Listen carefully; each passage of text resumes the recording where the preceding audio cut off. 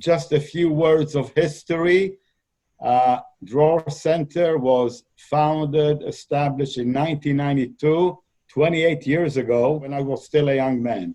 It was opened by my wife, Tammy, and myself in 1992, 28 years ago, when we returned home to Haifa, Israel, after spending many years in the US and the last 2 years at Flag in Florida, doing training and doing our OT levels. I think there is a statistic that says that most new businesses that are opened close down after 1 or 2 years. So if we are here after 28 years, then something is okay here. Now, I want to just mention 2 points in our history that are significant. We started in 1992. We expanded steadily, and 2010 was a major change. So around 2009, 2010, after we were in operation 18 years, I realized that the regular structure of a Scientology mission is not the best way to operate. The usual structure is you have a mission holder, you have a mission ED. Sometimes the mission holder is also the mission ED. He's the owner, legally the owner of the mission, and legally the staff are his employees. And I realized this is not the correct structure. And although maybe this is not per LRH admin tech, I changed the mission in 2010.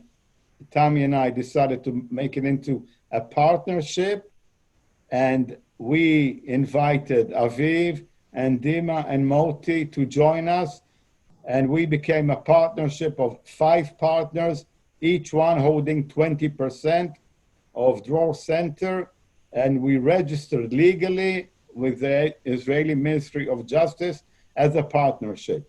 I realized that people who are very able, very OT, highly trained, very competent, at a very high level as spiritual beings, OTs, I should not manage them. I should not tell them what to do. I don't need to employ them, but we need to work together as a group in a partnership. And this is not just words, slogan, but this has to be the real structure legally in the physical universe, in the bank account. We will soon look at the ARC triangle, KRC triangle. I'm sure you're familiar with the KRC triangle, knowledge, responsibility, control.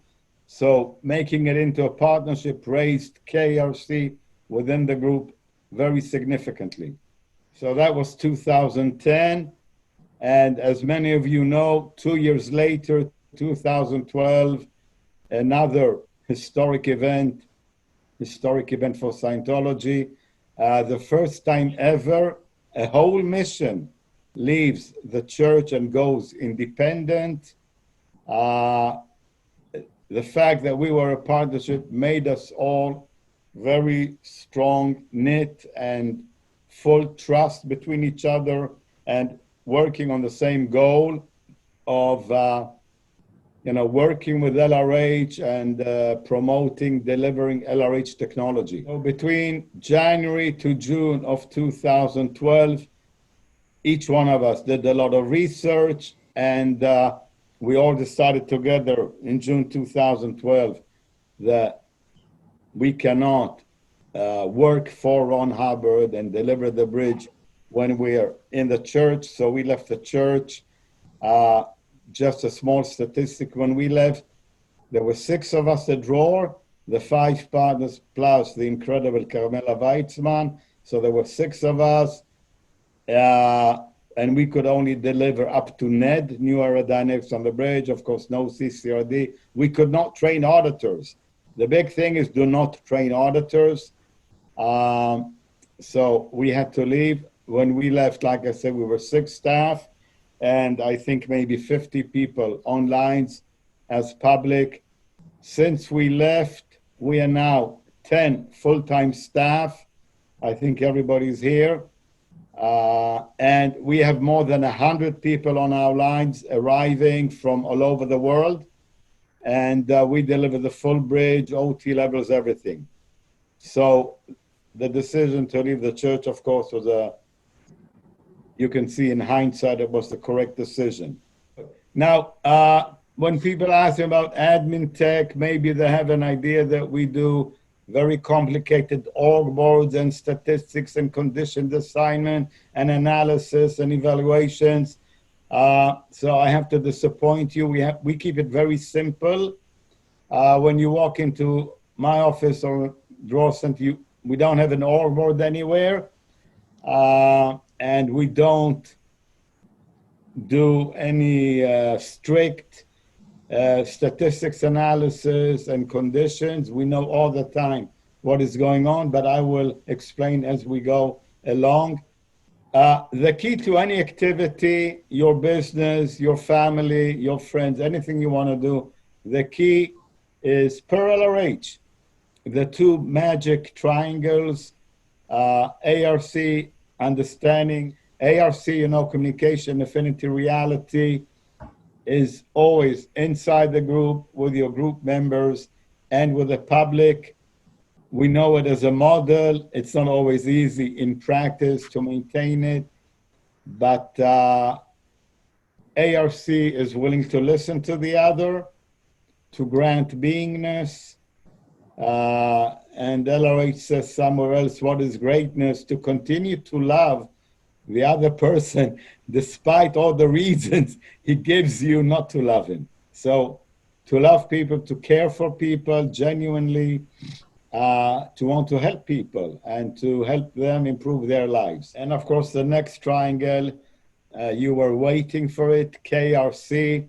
I call it the power triangle, because LRH says when you go up in KRC, knowledge, responsibility, control, everything is possible, and you build up your power personally and as a group. So just on this triangle, the power triangle, I could spend the whole evening and into the morning talking about it, because I mentioned earlier, we became a partnership when I realized that I cannot be senior, but we have to be a group of people working together. So each one, you raise the KRC of the people that you work with. I mentioned earlier, when we left the church in 2012, it was really a decision of the whole group, and the group was very tight together because of high KRC. And if I guess I am. If I'm the leader of the group, if you consider me the leader of the group, and you ask me what is the most important thing for the leader to do, the answer is raise KRC of each individual member of the group.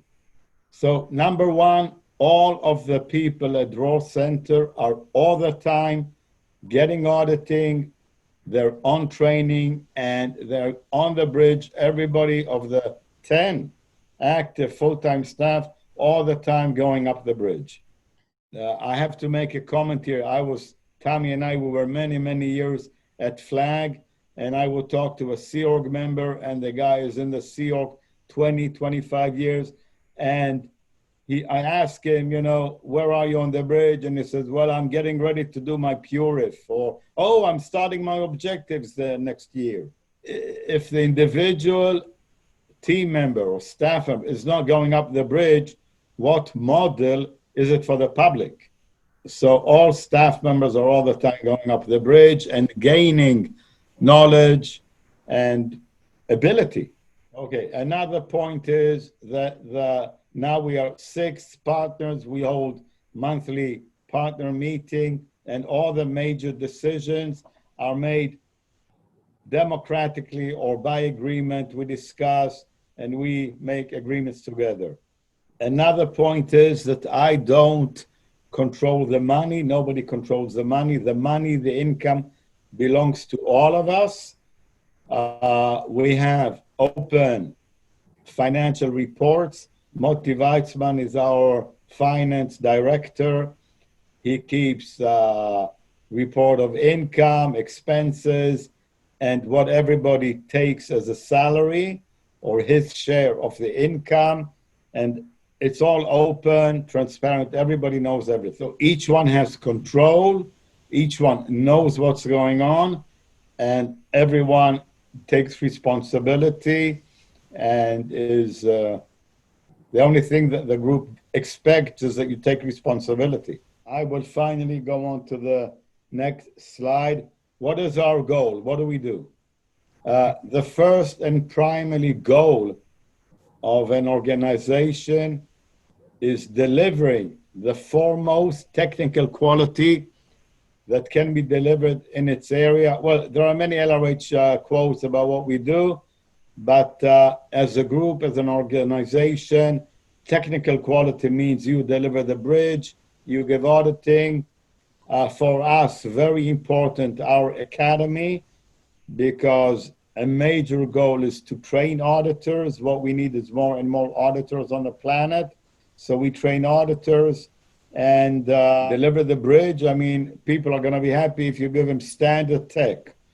Okay, we can go into a long discussion and a lot of argument about what is standard tech, because there are many views on this, but I will just keep it simple. Standard tech per LRH. So you want to give people the bridge, the whole bridge, nothing but the bridge, and make it standard and give them perfect results with LRH technology. And the next one is excellent technical delivery is what generates a blaze of goodwill and PR that spreads by word of mouth like wildfire. We talk a lot about marketing, dissemination, promotion. We have projects and we have ideas. What I know, what I've seen over so many years, I think LRH also says it, still the best source of new public. Number one is people staying. They receive service, they have good results, they stay. And then new people come, word of mouth, meaning people who have good results, tell their friends, tell other people, and other people come. So you really want to maintain goodwill, people liking you, and your good PR with the environment is totally based on excellent technical delivery. And one more quote.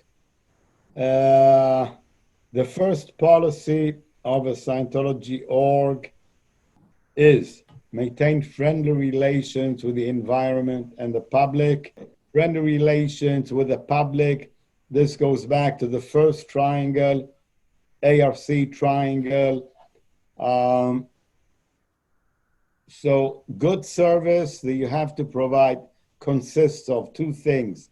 Number one, perfect technical results, standard tech, and friendliness or ARC. There's many things again to say about this. Number one is we have a cafeteria, there's an espresso machine, and people can have free coffee as much as they want. We have a nice garden, so people can sit in the garden, and there are green trees, and it's nice. More important, people know that every one of us, the staff, the group, myself included, of course, our door is always open to talk to anyone about anything. We always maintain ARC with people. Refund of money is very rare, but on the few occasions that somebody asks for his money back, immediately you give money back. You don't hold people's money. You make sure that people really have the experience of exchange and abundance. You know, the four conditions of exchange, another important subject, but we cannot cover everything. Exchange and abundance, you always give people more than they expect. Myself, people know they can always talk to me. Just as a small comment, I mean, I was years at Flag, and Flag is a huge organization, 1,000 staff, and everybody has his very tight, well-defined post or job to do. And when you try to talk to somebody, I had a problem, I want to talk to somebody, there's no one to talk to. They always say to you, well, go talk to this terminal, go talk to that terminal. I can handle you, I cannot help you. There's no one to talk to. So always talk to people, always open door, always ARC with the public and of course with the staff. And make sure that also all the staff members are on very good relations in terms with everyone of the public. And of course, money has nothing to do with it. Who pays what has nothing to do with it. So we are now 10 staff, like I said. We have 5 full-time auditors. We have 2, 3 staff full-time in the academy. Like I mentioned, the most important thing is training new auditors, keeping the academy. We have a brilliant young lady, Emilia Beniaminov, in the academy. She joined our staff only 3-4 years ago. She was never in the church, and she runs the academy. And we have 2-3 people in admin, and then there's me, and I don't know what I do. But the main thing then is making it possible for auditors to audit, and of course for the academy to function and train. So for an auditor to audit and to work in an ideal environment and to get the best results in auditing, let's see what an auditor should have. My wife, Tammy, she's been an auditor for over 30 years, full-time auditor, 30 years. And I asked Tammy to just give us her input about how to work best as an auditor. And I will put up for Tammy the next slide. Yes, can you hear me? Yeah, very well. Good. Okay. Hello, everybody. I can tell you about my experience. You know, LRH says auditor plus PC is greater than the bank. Yes, this is correct. And this is correct only for the time of the session, from this is the session until end of session. Now, what happened before the session and what happened after the session?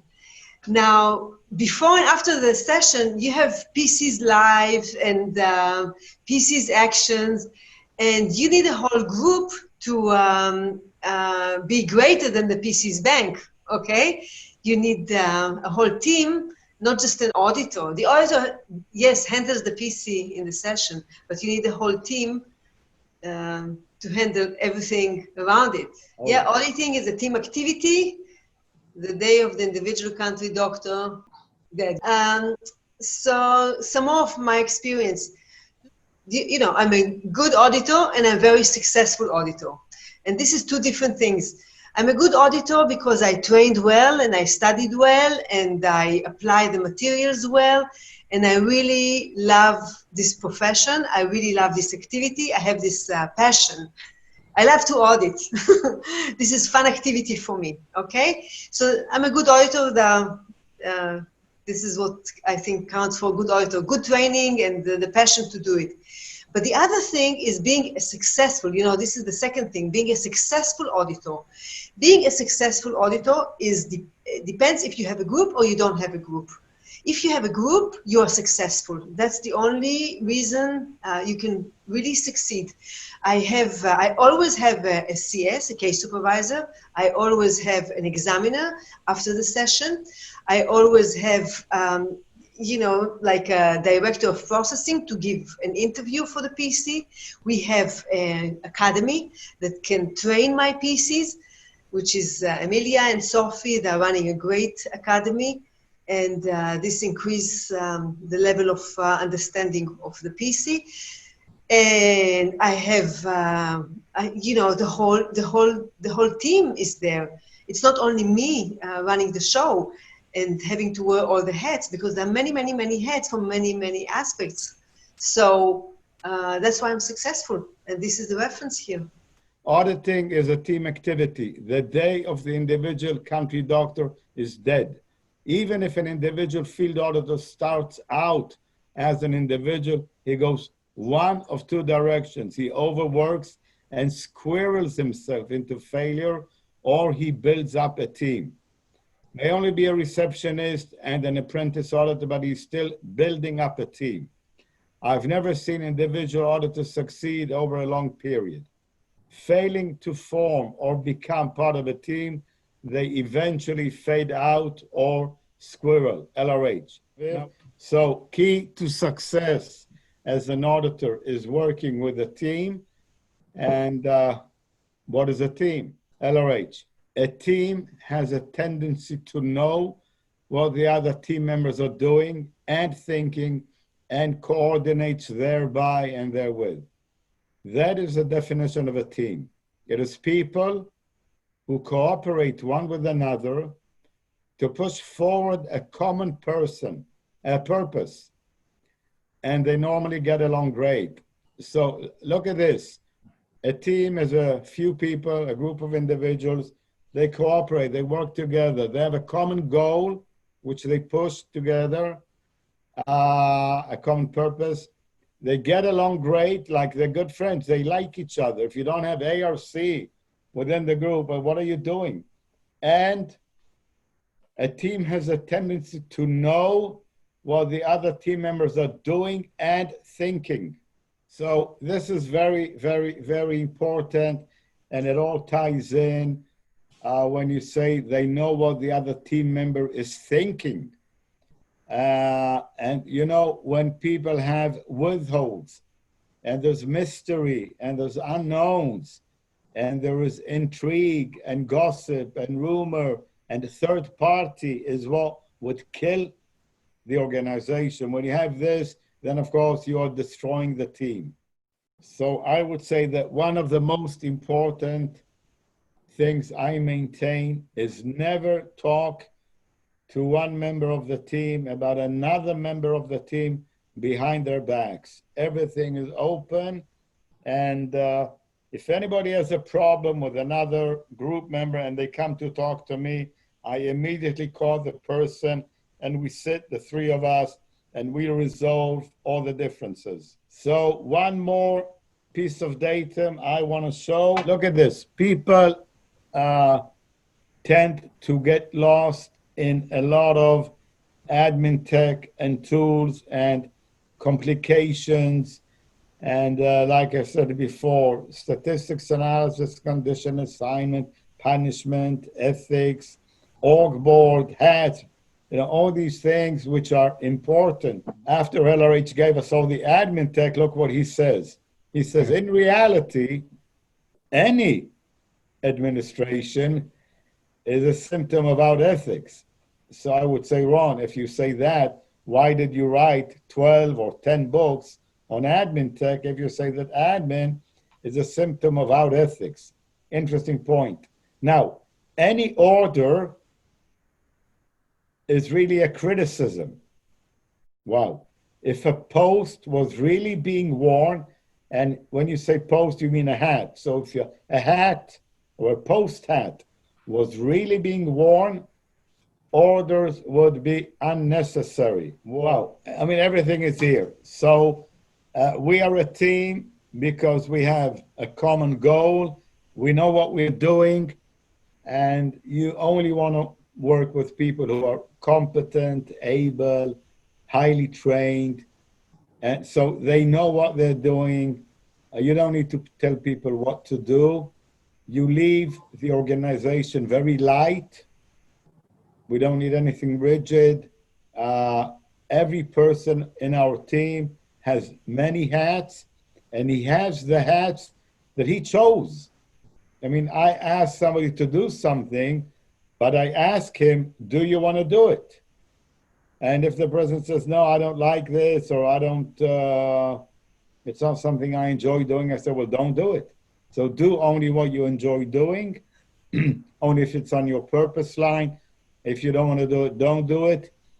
This datum, any order is really a criticism. Yes, because if you have to tell somebody what to do, then you're treating him in a robotic way, like he doesn't know what he's doing, so you have to tell him what to do. So if you have any question to me, and I will not be able to give you a full answer or go into all the detail, so write me an email at this address, info@lifepower.com. I promise to answer everybody. I can give you my phone number. You can call me. I like to talk to people on the phone. We have WhatsApp all over the world free, which is fantastic. So write me an email, even with your phone number, to info@lifepower.com, and we can talk.